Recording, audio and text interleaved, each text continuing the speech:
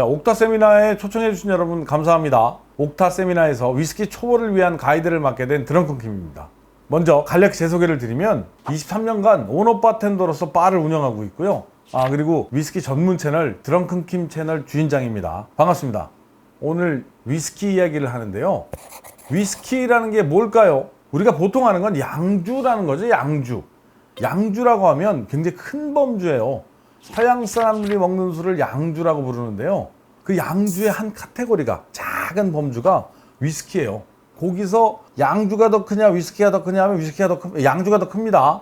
위스키의 사전적 정의를 먼저 알고 가야 되겠죠. 곡물을 주 원료로 발효시켜 만든 양조주를 증류해서 나무통에 오랫동안 넣어서 숙성시킨 술이다 라고 나오거든요. 양조주가 뭐예요? 보통 이렇게 물어보거든요. 그냥 우리가 먹는 맥주, 와인 뭐 이런 것들이 다 양조주예요. 일반적으로 한번 발효를 해서 쭉 마시는 술, 1도에서 18도 내외의 술을 양조주라고 하거든요.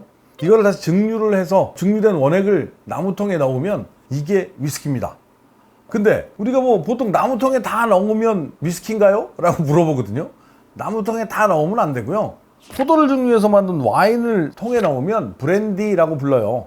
꼬냑은 브랜디의 한 일종이지만 브랜디는 보통 과일로 만든 술을 대부분 브랜디라고 합니다. 그 다음에 설탕 만들 때 사탕수수로 만드는데 그 사탕수수 찌꺼기로 술을 만들어서 증류해서 숙성을 하게 되면 우리가 알고 있는 보통 럼이라는 술이 됩니다. 맥주같이 보리로 만든 술 또는 쌀로 만든 술을 다시 증류해서 나무통에 넣어서 숙성하면 그게 위스키가 됩니다. 곡물이어야만 합니다. 과일이거나 다른 것들이 들어가면 위스키가 아니에요. 이거를 쉽게 풀어서 얘기하면 곡류를 발효시켜서 증류를 해서 얘를 다시 통 안에 숙성시키면 위스키가 된다. 이걸 어렵게 생각하면 굉장히 어렵지만 굉장히 간단하게 생각할 수 있는 그런 얘기입니다. 이쯤에서 궁금한 상황들이 있을 거예요. 우리 전통주도 요즘 많이 오크에 나무통에 숙성을 하거든요. 근데 그건 위스키라고 불러요? 안 불러요? 이렇게 보통 질문들을 많이 하세요. 우리나라에서 주세법이 있는데 주세법에서 1년 이상이 되면 나무통에 숙성시킨 기간이 1년이 넘으면 그걸 위스키로 분류를 해요. 그러면 전통주 범주 안에 들지 않기 때문에 세금이 엄청 올라갑니다. 그래서 지금 나오는 문경바람, 추사 같은 술들, 이렇게 오크에 숙성시킨 술들은 1년 안에 꺼냅니다. 꺼내서 전통주로 판매를 합니다. 좀 안타깝지만 현실이라서 주세법이 바뀌지 않는 한 그냥 전통주 이렇게 먹게 됩니다. 그렇다고 뭐 우리나라에도 위스키가 없냐? 있습니다. 요즘 쓰리소사이어티, 김창수 위스키 이런 분들이 위스키를 생산하고 있거든요. 김창수 위스키가 몰트만 수입해서 위스키를 제대로 만드는 어떻게 보면 유일한 증류소라고 볼 수 있는 것 같아요. 쓰리소사이어티는 외국 자본이 들어와서 외국 분들이 만듭니다. 유명한 분들이. 우리가 국뽕을 생각하면 조금은 김창수 위스키도 좀 사랑해줘야 되지 않을까 라는 생각이 좀 듭니다. 앞으로 우리나라도 전 세계 제패하는 그런 날이 와야죠. 자, 이렇게 우리가 위스키라는 게 어떻게 만들어지는지, 왜 뭘 위스키라고 부르는지까지는 얘기를 했잖아요. 이번에는 뭘 알아봐야 되냐면 위스키를 또 어떻게 분류하는지를, 분류법에 대해서 좀 알아봐야 될 것 같아요. 자, 위스키를 세계 5대 위스키라고 부르는 분류법이 있거든요. 스카치 위스키, 스코틀랜드 위스키라고 부르는 친구들이 이제 이런 친구들인데, 스카치 위스키는 다 아는 위스키고요. 원조, 야 내가 위스키의 원조야 라고 부르는 위스키가 이렇게 아이리쉬 위스키예요. 아일랜드에서 만든 위스키들이 위스키의 종주국이라고 부르는 또 아이리쉬 위스키입니다. 미국 그 광활한 땅에서 옥수수가 엄청 많이 나오죠. 예. 그런 많은 옥수수들을 가지고 만든 술이 아메리칸 위스키라고 보통 크게 범주를 부르거든요. 그게 또 한 범주입니다. 3개 나왔어요. 자, 그 다음에는 부드러운 위스키 있어요. 캐나디안 위스키. 캐나디안 위스키도 여기는 안 갖다 놨지만 캐나디안 위스키도 있습니다. 굉장히 부드럽고 깔끔한 위스키예요. 그 다음에 참 의외예요. 제페니스 위스키, 일본 위스키가 5대 위스키 안에 들어갑니다. 이거 우리나라는 못 끼고 있어요. 근데 일본 위스키는 전 세계 5대 위스키 안에 들어갑니다. 근데 또 여기 안 속하는 다른 위스키들도 지금 많거든요. 이거를 제3세계 위스키라고 불러요. 인도, 대만, 한국도 아까 말씀드렸다시피 위스키를 생산하고 있기 때문에 이런 위스키는 5대 위스키 이외에 제3세계 위스키라고 불립니다. 이런 거는 좀 알고 계시면 상식으로 아주 좋을 것 같습니다. 자, 우리가 술 마실 때 썰풀 내면 또 아는 것들이 있어야 되잖아요.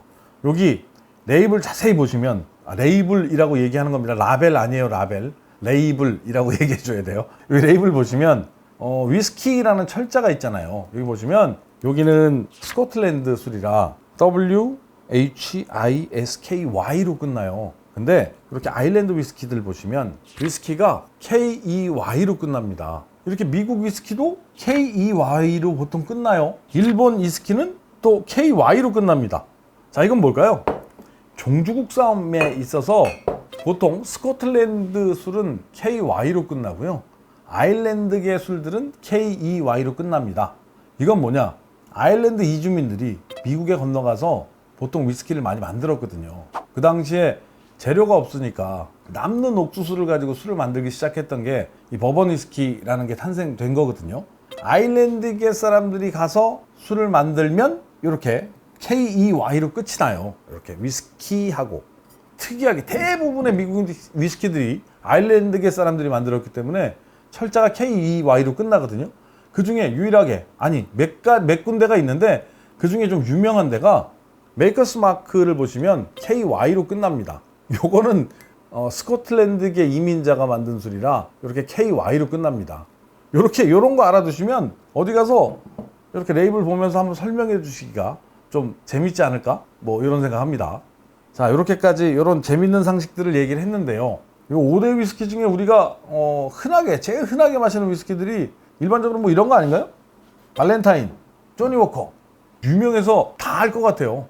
이런 게 블렌디드 위스키라고 해서 스카치 위스키의 분류예요. 글렌피딕 같은 싱글 몰트는 대세죠, 대세. 없어서 못 판다는 글렌피딕, 맥켈란, 발베니 뭐 이런 위스키들이 우리가 몰트 위스키라고 부르거든요. 그 중에 그냥 이렇게 단일 증류소에서 나온 위스키를 싱글 몰트 위스키라고 부릅니다. 요것도 섞이면 블렌디드 몰트가 돼요. 하지만 그냥 싱글 몰트 하면 그냥 그 증류소에서 딱 요것만 생산하는 거예요. 요걸 싱글 몰트 위스키. 싱글 몰트가 대세이기 이전에 이미 블렌디드 위스키가 전 세계를 다 장악하고 있었습니다. 현재도 판매량으로는 블렌디드 위스키가 더 많이 나갑니다. 생산량이 적기 때문에 싱글 몰트는 블렌디드 위스키가 더 1, 2등 하고 있습니다.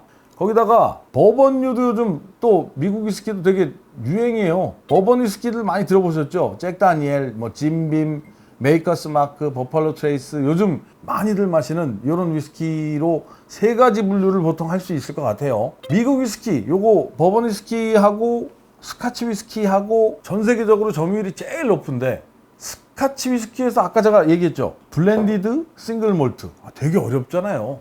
싱글 몰트는 보리만 가지고 만들거든요. 100% 보리, 메가만 가지고 만드는 몰트 위스키고요. 블렌디드 위스키는 좀 더 친숙하고 편하고 부드럽게 마실 수 있게 몰트 위스키, 보리로 만든 거 외에 그레인 위스키라는 걸 섞어요. 다른 곡물로 만든 위스키를 좀 이렇게 섞어서 편하게 마실 수 있게 만들어준 위스키를 블렌디드 위스키라고 하거든요.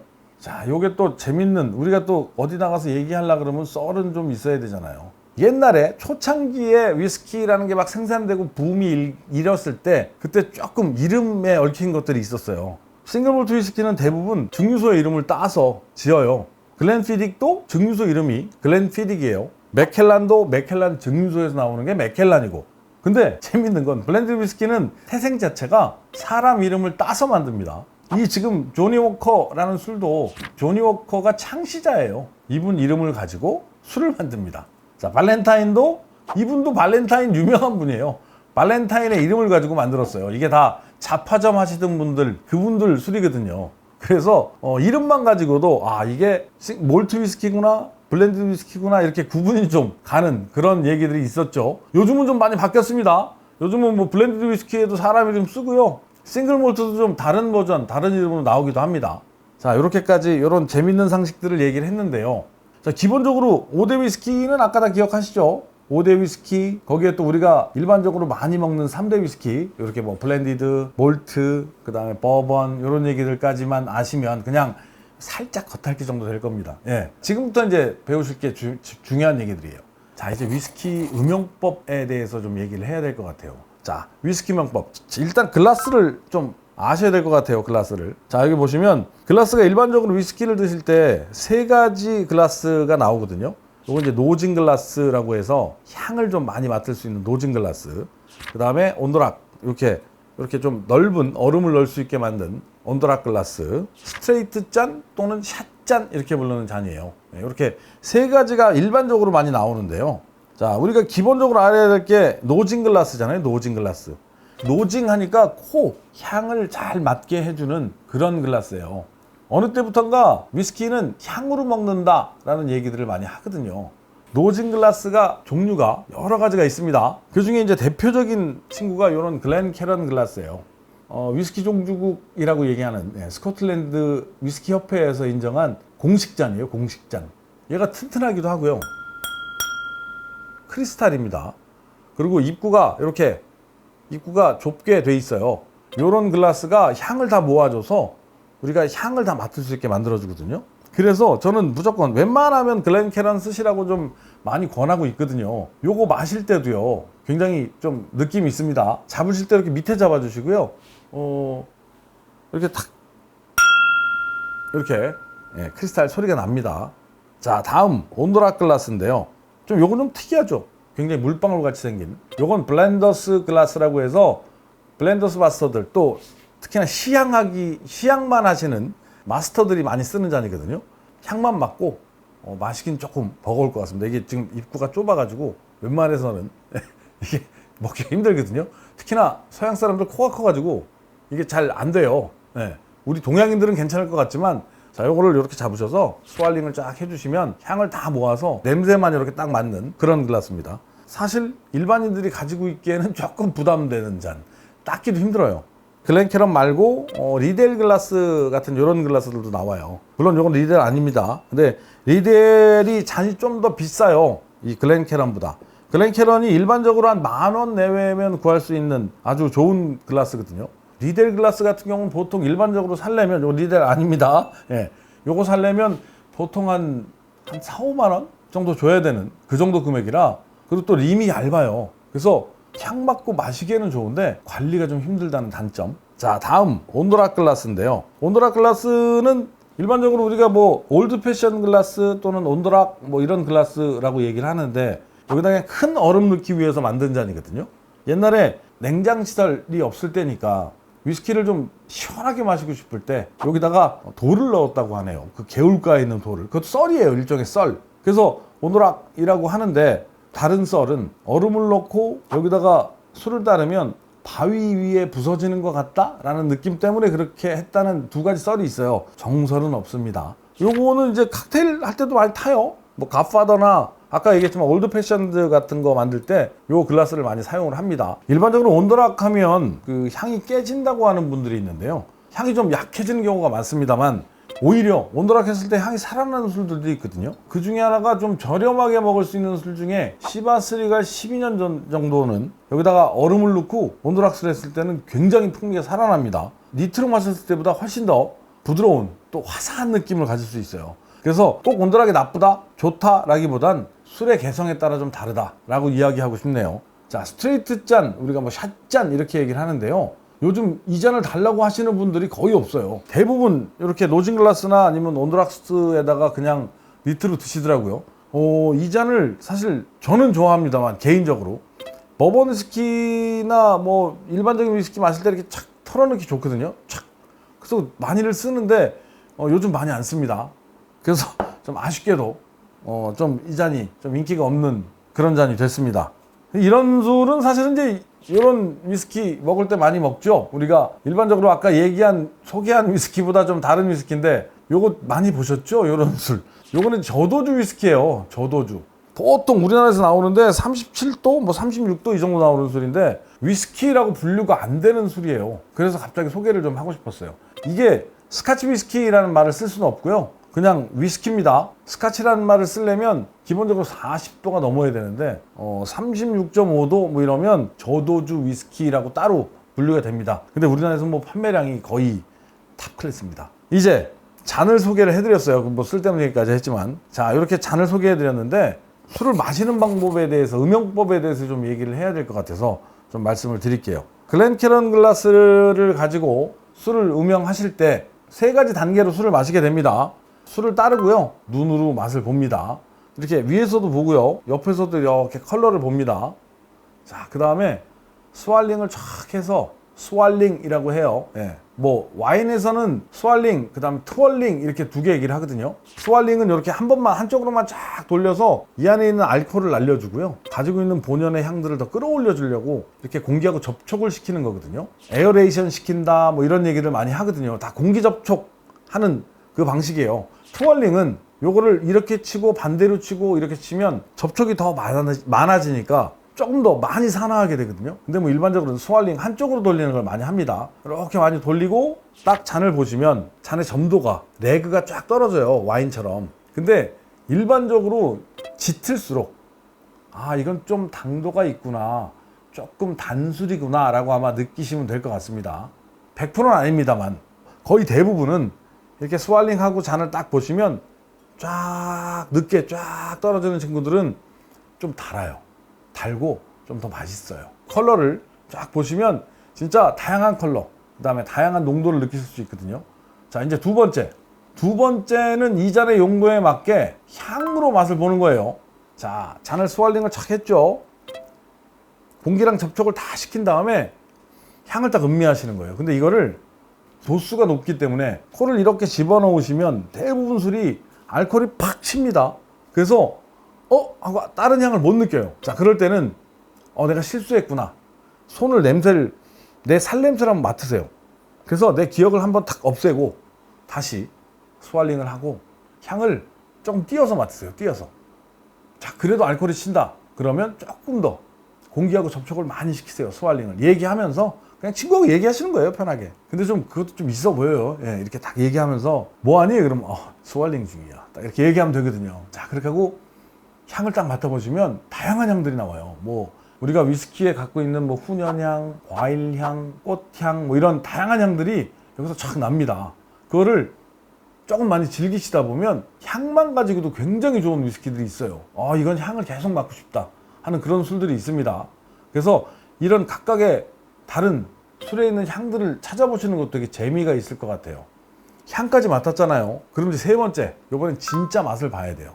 보통 40ml 정도 이렇게 여기 정도 따르면 40ml거든요. 요거 따르면 이거를 저는 한 3번, 4번 정도에 나눠 마시거든요. 뭐 한 5ml 정도, 10ml 정도 입에 넣으시고요. 삼키지 마시고 입에 잠깐 머금으시고 좀 기다리세요. 혀가 좀 아릴 거예요. 저릿저릿하면서. 근데 그 저릿저릿함 뒤에 딱 넘어가면 입 안에 쫙 느껴지는 맛들이 다 각자 나옵니다. 거기다가 목 끝까지 넘어간 후에 하고 숨을 내쉬면 진짜 이 술이 가지고 있는 향들이 쫙 느껴집니다. 첫 모금, 둘째 모금, 셋째 모금 다 달라요. 그래서 본인이 드시면서 기분 좋은 부분들을 스스로 체크하시는 것도 좋은 방법이에요. 오버한다 라고 생각할 수도 있지만 그렇게 하나씩 느끼시다 보면 위스키 그 고유의 맛들을 굉장히 잘 느끼실 수 있을 겁니다. 이렇게 노진글라스 사용법까지 말씀을 드렸는데요. 자, 이제 잔도 얘기를 다 드렸고 아까 위스키의 분류, 위스키의 기본, 위스키가 어떤 술인지까지 설명을 드렸잖아요. 자, 이제 여기까지 여러분들이 설명을 들으셨으면 가장 중요한 이야기를 들으셔야 될 것 같습니다. 이제 위스키는 내가 조금 알았어요. 많이는 아니지만 조금. 위스키가 어떤 거다, 어떤 잔에 먹어야 된다 조금 알았으니까 이제 바를 찾으셔야 됩니다. 뭐 집에서 이렇게 홈술을 하셔도 괜찮지만 그래도 술은 바를 찾으셔서 한 잔 정도, 두 잔 정도는 퇴근길에 한두 잔만 즐기시는 것도 좋은 취미가 아닐까 이런 거 생각합니다. 자, 그래서 바에 어떤 종류가 있는지 일단 기본적으로 바의 종류에 대해서 한번 설명을 좀 드릴게요. 우리가 기본적으로 아는 클래식 바라는 곳이 기본적으로 들어간 바텐더가 있고 칵테일도 팔고 위스키도 팔고 그런 곳들을 다 클래식 바라고 얘기를 하거든요. 거기서 조금 더 세분화하면 싱글몰트나 이런 몰트류만 파는 몰트바, 몰트 전문 바들이 있어요. 대부분 바 상호에 몰트 위스키라고 적혀 있어요. 이름들에 대부분 몰트라는 말이 들어갑니다. 이런 싱글몰트를 거의 주종으로 파는 몰트바, 그 다음에 아직 우리나라에도 좀 생기기 시작하고 있지만 일본에는 많습니다. 이렇게 버번만 전문적으로 파는 바들이 있어요. 그것도 버번 바라고 부르거든요. 가면 바에 다 전부 다 버번 위스키예요. 그 다음에 이제 좀 모던 바라는 곳이 있는데 모던 바는 일단 가격이 지금 제가 말씀드린 것보다 한 1.5배에서 2배 정도 비쌉니다. 바 안에는 바텐더 분이 거의 여자분이시고요. 바텐더인데 술을 잘 알지는 못하십니다. 인생을 좀 더 많이 하시고요. 술은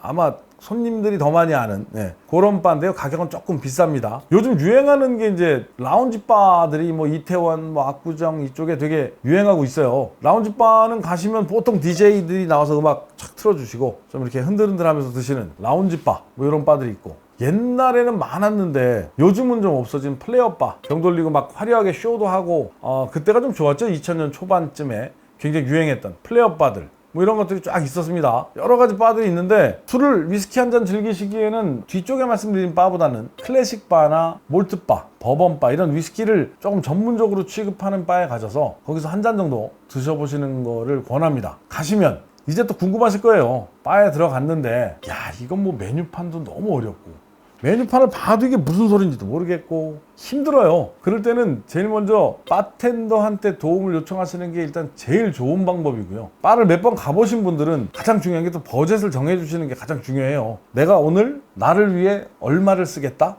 뭐 이런 버젯을 정해주지 않으면 오버하게 됩니다. 웬만하면 내가 오늘 나를 위해 쓸 정도의 버젯을 딱 정하고 들어오시는 게 아주 좋은 방법이고요. 그 다음에 이제 거기서 조금 더 단계가 올라가시면 그 한나라에 스카치 위스키라고 하면 뭐 로우랜드, 하이랜드, 스페이사이드 이렇게 다 구분이 돼 있거든요. 오늘 즐긴다 생각하고 한쪽 술만 좀 드시는 게 조금 나한테 이득되지 않을까? 제일 중요한 건 바텐더하고의 상호작용이에요. 바텐더하고 친해지시면 30ml 따를 걸 40ml, 50ml 따릅니다. 바에 들어가시면 무조건 바텐더하고 친해져라. 제일 중요한 거 아닐까?